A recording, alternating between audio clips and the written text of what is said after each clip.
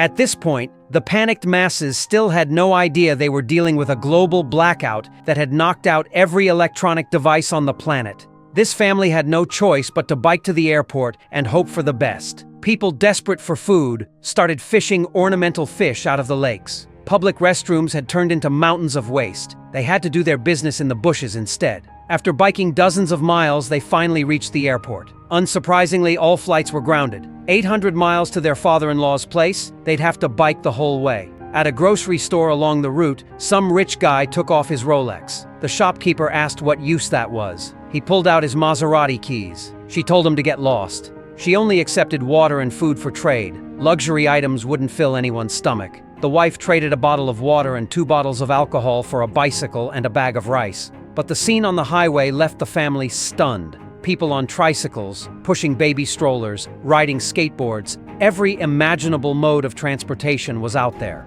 The once-in-a-lifetime spectacle actually excited them a bit. They pedaled enthusiastically. They had no idea how brutal the road ahead would be. Word on the street was that Osaka still had power, so the family decided to check it out. Along the way, they ran into a blind old lady who was straight up robbing people. They handed over a bottle of water, and she led them through the pitch-black tunnel. Day 16 of the blackout. Food was running low, water was gone. The man ignored his wife's protests and drank some stream water. Suddenly, the weather turned and it started pouring. The family rushed under a bridge for shelter as their luggage scattered everywhere in the wind. The man suddenly said, "I can't hold it," and ran into the field to squat. Cold rain slapped his face while warm feces mixed with the freezing water. After the rain stopped, their son's bike tire was flat and the rice had spilled. The stressed-out man passed out cold.